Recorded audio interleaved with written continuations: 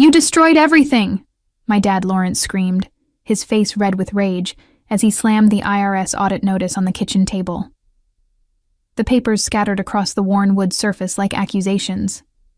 7 years, Melody. 7 years of fighting this mess because you couldn't handle simple bookkeeping. I sat there, stunned, watching my father's anger burn through our Seattle home like wildfire. My sister Cordelia stood beside him, her arms crossed, shaking her head in that disappointed way that had become all too familiar. The Christmas decorations still hung from last week's gathering, but the festive atmosphere had long since died. My name is Melody Harrison, and I'm 35 years old. For the past 7 years, I've been living under the crushing weight of a mistake that allegedly destroyed my family's accounting firm, Harrison & Associates. Every family dinner, every holiday, every phone call has been a reminder of how I supposedly ruined everything we'd built together. Dad, I've told you 1,000 times, I said, my voice barely above a whisper. I followed the procedures exactly like you taught me. I don't understand how those entries got changed. Don't lie to me. Lawrence's voice cracked with emotion. The IRS found deliberate alterations in the books. Someone changed those numbers, and you were the only one with access to that software. Cordelia stepped forward, her expression a perfect mixture of disappointment and pity. Melody, we've been over this. The audit trail shows your login credentials, your computer, your changes. She pulled out a folder thick with documents. Maybe if you just admitted what happened, we could finally move forward as a family. But I hadn't done anything wrong. I knew I hadn't. Yet here I was, 7 years later, still trying to prove my innocence to the two people who should have believed me the most. The audit had found discrepancies totaling nearly $200,000 in client accounts, and somehow every finger pointed back to me. I've paid back every penny of those penalties, I said, feeling tears sting my eyes. I've covered the legal fees, the settlements, everything. What more do you want from me? Lawrence's expression softened slightly, but the disappointment remained. I want my daughter back. The one who cared about this family enough to tell the truth. As I looked around the room where I'd grown up, where we'd celebrated every achievement and milestone, I felt a familiar ache in my chest. The walls were covered with photos of our family's success. Lawrence receiving business awards, Cordelia graduating summa cum laude from her accounting program, and me, conspicuously absent from the more recent pictures. Something felt wrong about this whole situation, but I couldn't put my finger on what it was. Growing up, I'd always been the reliable one. While Cordelia charmed everyone with her perfect grades and social connections, I was the daughter who stayed late to help Lawrence organize client files and learn the business from the ground up. I genuinely loved the work, the precision of numbers, the satisfaction of balancing books perfectly, the trust clients placed in our family firm. Cordelia, 2 years younger, had always been Lawrence's favorite. She was beautiful, brilliant, and had a way of making everyone in a room focus on her. When she graduated with her accounting degree, Lawrence practically glowed with pride. Now we can really expand the business, he'd said. Having both my daughters working alongside me is everything I ever dreamed of. But even back then, I noticed things. Cordelia would come in late, leave early, and somehow always managed to avoid the tedious reconciliation work that kept our books accurate. She preferred meeting with high-profile clients and attending networking events, leaving me to handle the detailed financial work that actually kept the business running. She's building relationships, Lawrence would say whenever I mentioned the uneven workload. That's just as important as the day-to-day operations. I never minded. I was proud of my skills and trusted that my contributions were valued, even if they weren't as visible as Cordelia's networking successes.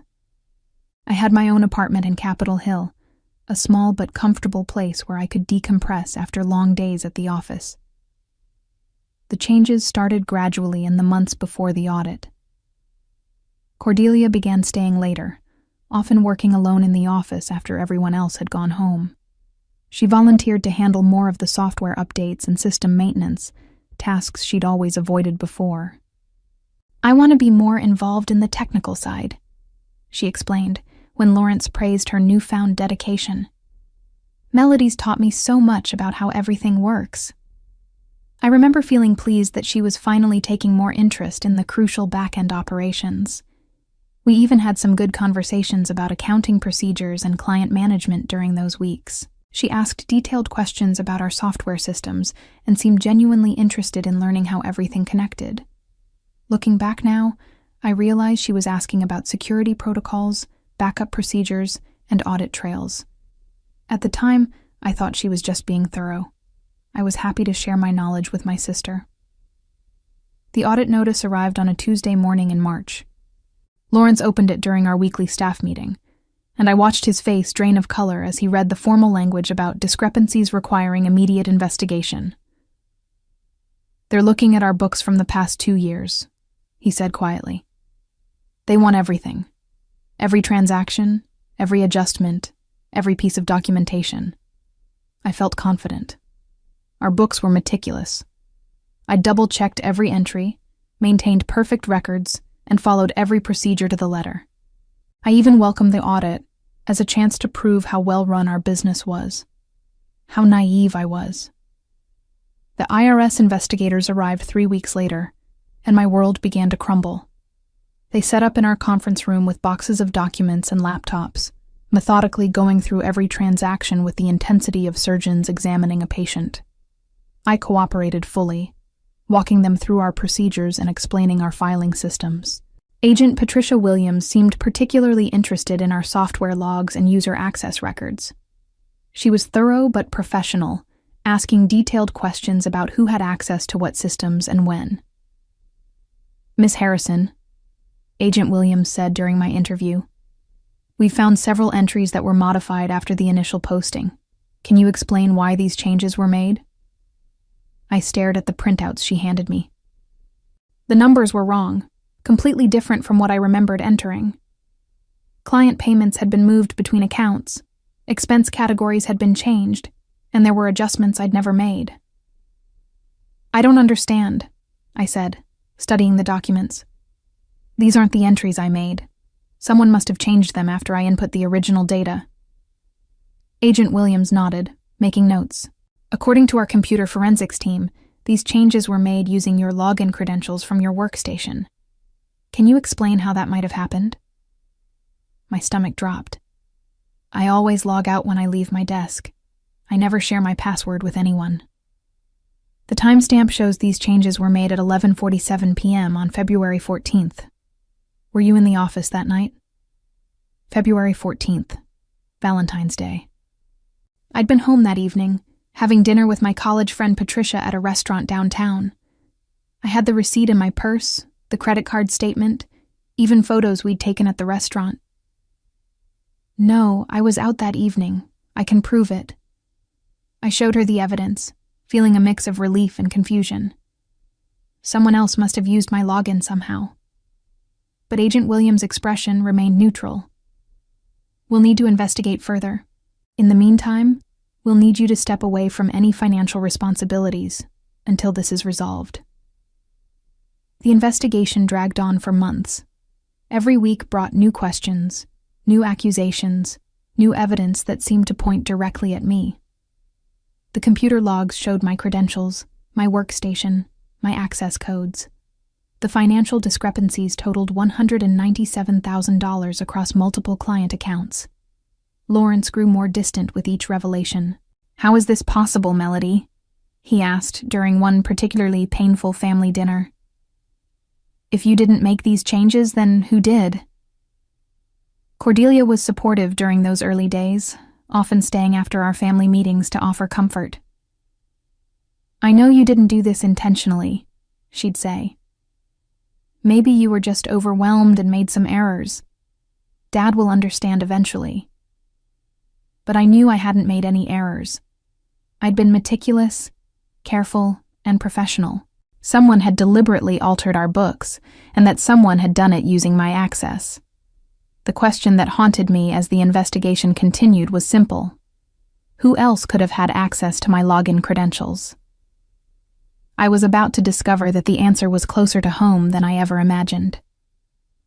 The final audit report arrived on a gray October morning, and it shattered what remained of my relationship with my family. The investigators had concluded that the alterations were deliberate, sophisticated, and designed to hide missing funds.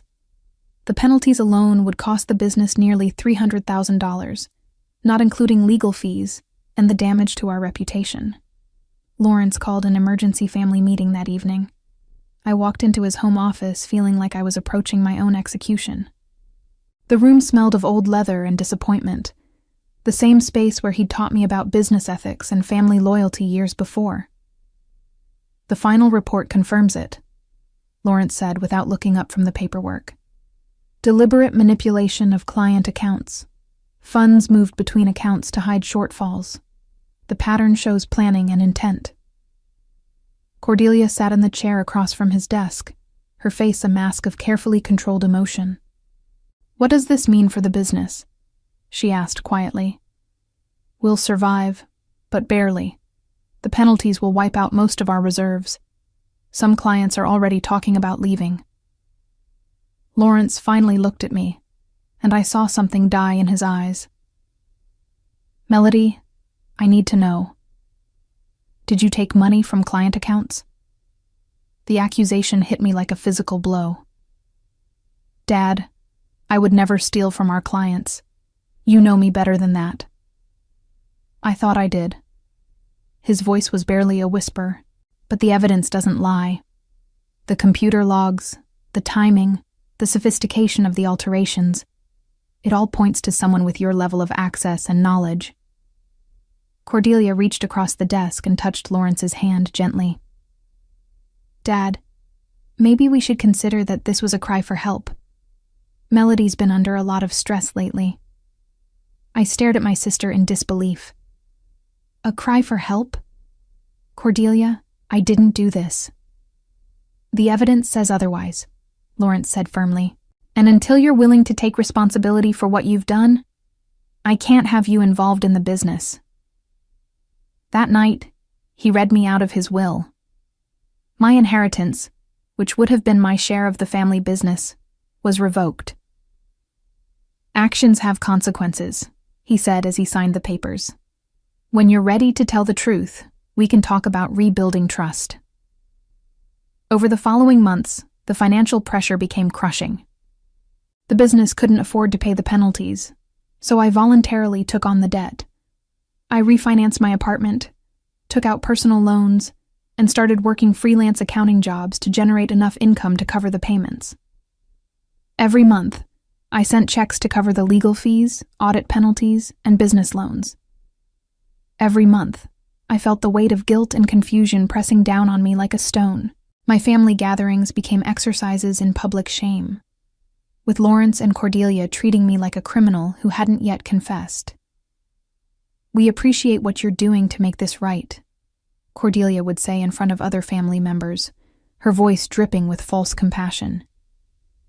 "It takes courage to face the consequences of your mistakes." But I hadn't made any mistakes. I knew that with absolute certainty, even as everyone around me insisted otherwise. The problem was proving it. I started keeping detailed records of every payment I made, every sacrifice I endured, every humiliation I suffered. If I was going to bear this burden, I wanted documentation of exactly what it cost me.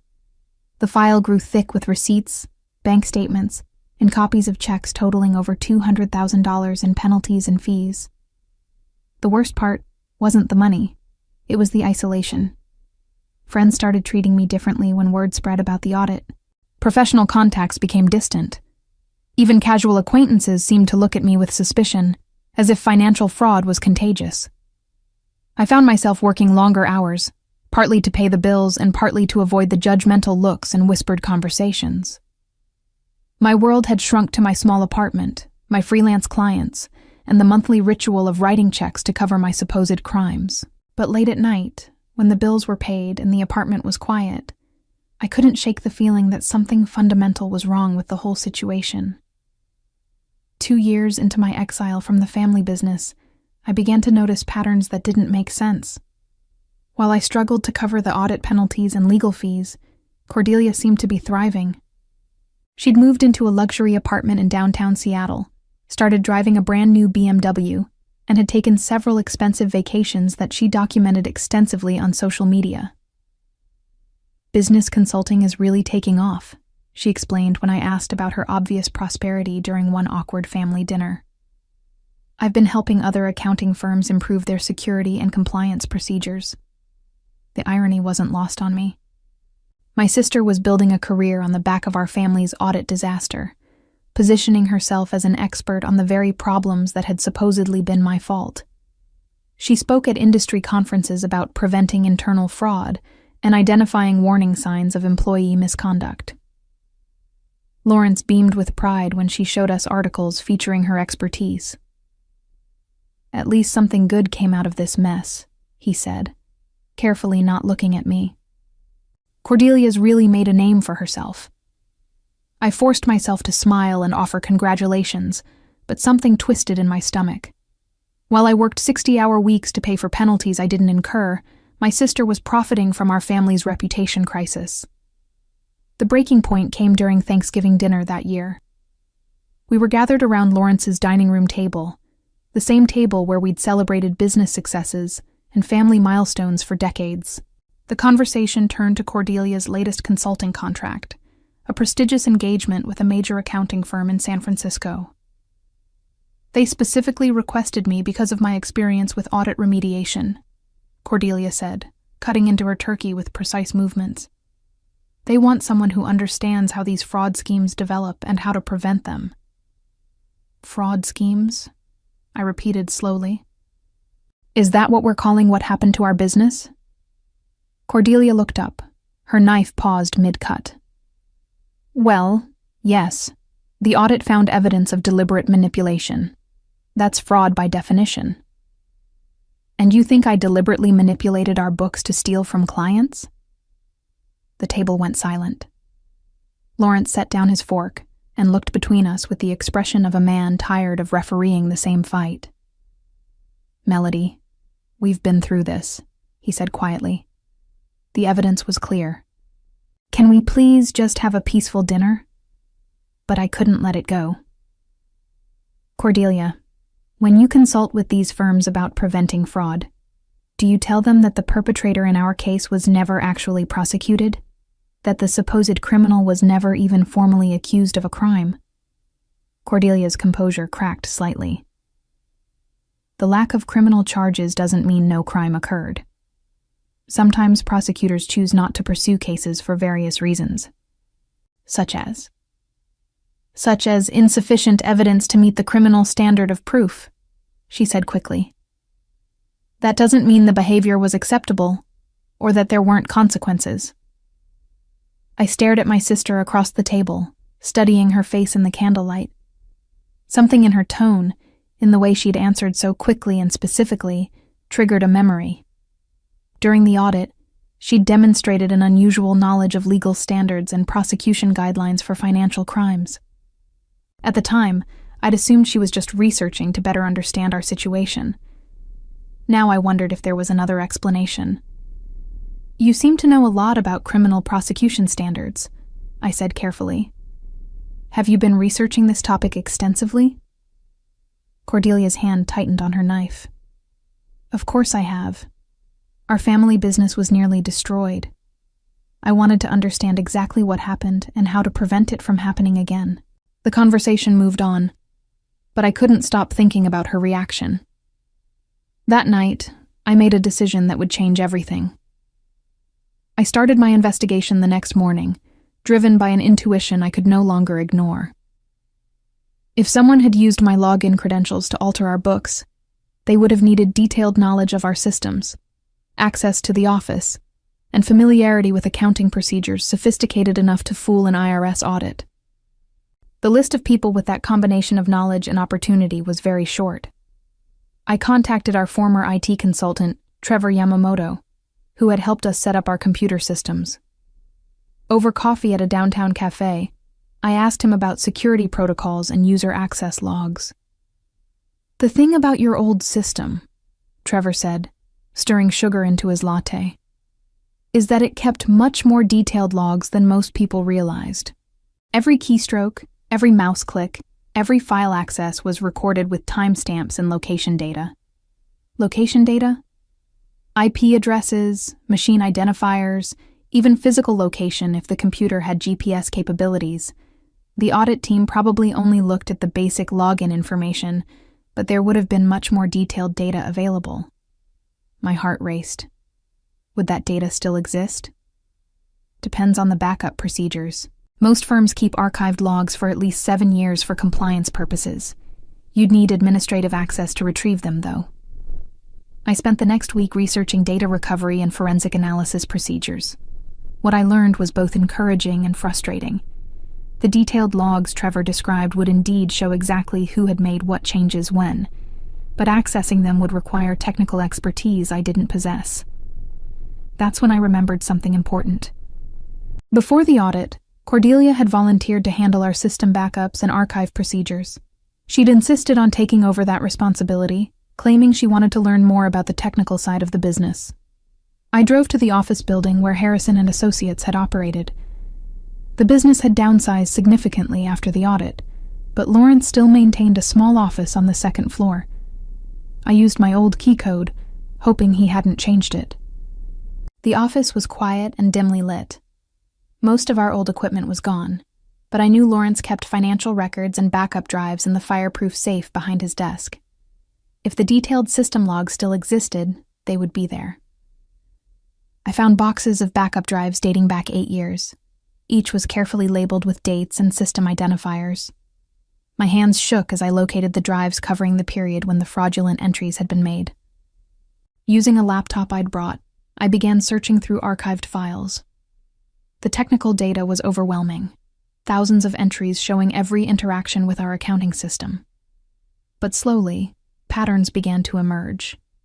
The fraudulent entries had indeed been made using my login credentials. But according to the detailed logs Trevor had described, they'd been made from Cordelia's computer, using her IP address, from her physical location in the office. I stared at the screen, hardly believing what I was seeing. The timestamp showed that someone had used my login from Cordelia's workstation during evening hours when I could prove I was elsewhere. More importantly, the logs showed that Cordelia's credentials had been used to access my password file several days before each fraudulent entry.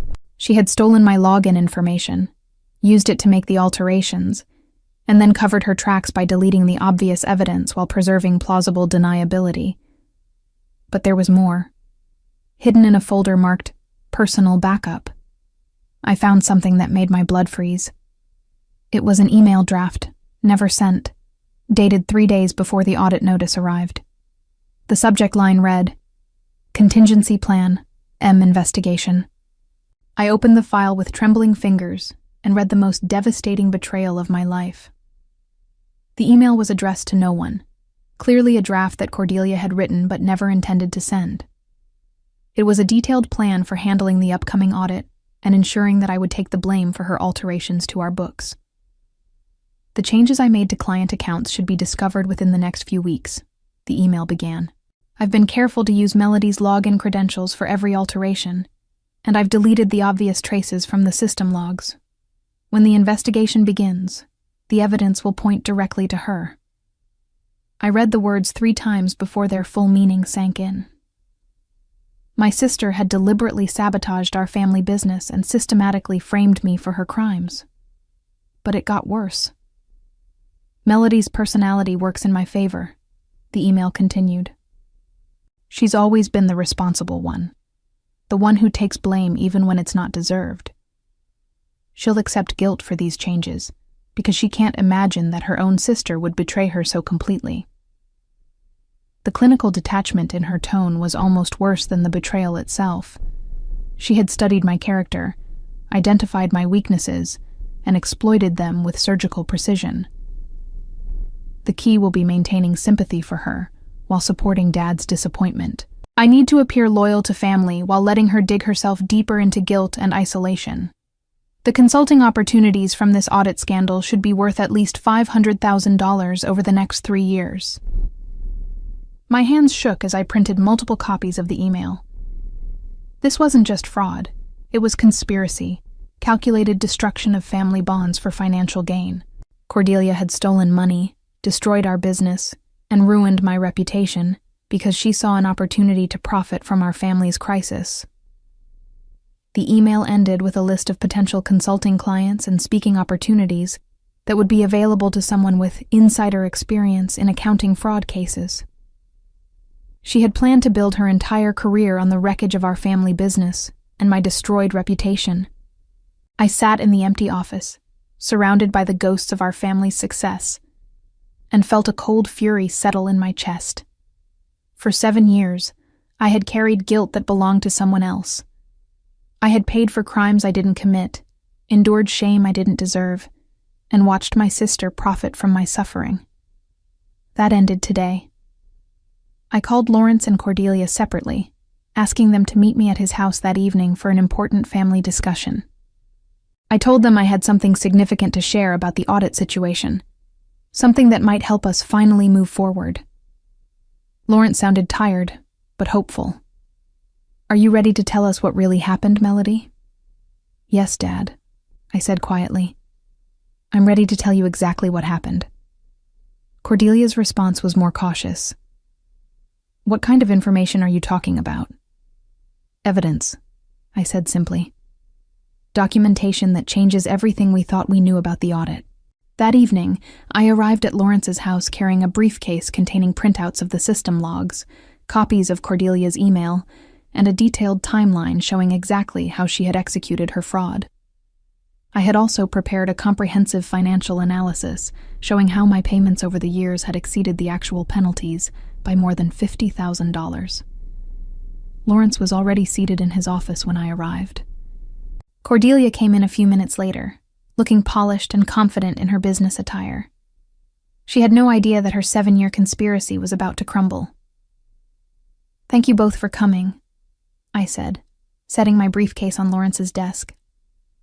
"I know this situation has been difficult for all of us, and I wanted to share some information that I think will provide clarity." Cordelia leaned forward slightly. "What kind of information?" I opened the briefcase and pulled out the printed email. "Information about who really altered our accounting records, who actually committed fraud, and who has been lying to this family for 7 years. I handed the email to Lawrence first. As he read, I watched his face change from confusion to shock, to a deep, hurt anger. "Cordelia," he said quietly, his voice thick with emotion. "Please explain what this means." I had waited 7 long years for this moment. Now, finally, the truth would set me free. Lawrence's trusted attorney confirmed that Cordelia's email constituted both admission of guilt and conspiracy to commit fraud. Within weeks, federal investigators reopened the case, this time focusing on the right suspect. Cordelia faced criminal charges for embezzlement, fraud, and conspiracy, ultimately receiving a 3-year prison sentence and permanent revocation of her accounting license. Her consulting business collapsed overnight when clients learned about her criminal conviction, and she was forced to liquidate her luxury lifestyle to pay restitution to the original victims and cover legal fees. Lawrence, devastated by the revelation that he had spent years punishing his innocent daughter while enabling his guilty one, transferred full ownership of the remaining business assets to me and publicly cleared my name in industry publications. Cordelia's carefully constructed reputation as a fraud prevention expert became a source of professional ridicule when the truth emerged, and she found herself unemployable in any financial field. Lawrence struggled with guilt over his favoritism and the years of unjust treatment he had subjected me to, ultimately entering therapy to address his inability to see past Cordelia's manipulations. As I signed the papers making me the sole owner of Harrison & Associates, I reflected on how Cordelia's greatest mistake was underestimating the very sister she had tried to destroy. She had been right about one thing. I was the responsible one. Thorough enough to investigate, persistent enough to uncover the truth, and strong enough to rebuild what she had tried to tear down. And now I knew that sometimes the best revenge is simply letting someone's own calculated cruelty become the foundation of their complete downfall.